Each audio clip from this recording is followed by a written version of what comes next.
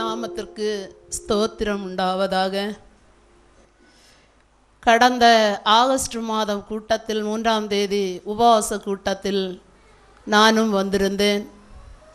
எனக்கு இடது காலின் முட்டின் கீழே பயங்கரமான வலி கொஞ்ச நாளாகவே இருந்து கொண்டிருந்தது. எழுந்து நின்றாலும் கொஞ்ச நேரமாவது ஆகும் அந்த காலை நிலத்தில் ஊன்றுவதற்கு. நான் எத்தனையோ நாட்கள் இரவிலே இந்த வலியால் துடித்து அழுதிருக்கின்றேன்.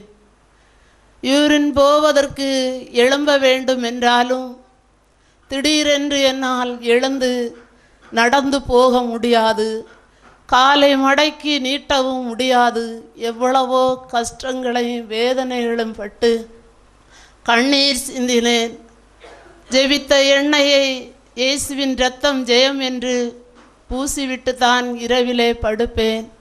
ஆனாலும் சுகமடையவில்லை. நாளுக்கு நாள் வலியும் அதிகமாகிக் கொண்டே இருந்தது. ஆகஸ்ட் மாதம் 3ஆம் தேதி அந்த உபவாச கூட்டத்தில் வந்திருந்த போது பிரதர் அவர்கள் இடது காலில் முட்டின் கீழ் இருக்கின்ற வலியை கர்த்தர் எடுத்து மாற்றுகிறார் என்று ஜெபித்து கொண்டிருந்த வேளையிலே நானும் அந்த இடத்திலே கையை வைத்து கண்ணீரோடு ஜெபித்து கொண்டிருந்தேன். அப்பா, எனக்கு நீர் இப்பொழுதே ஒரு பரிபூரணமான சுகத்தை விடுதலை நீர் எனக்கு தர வேண்டும்.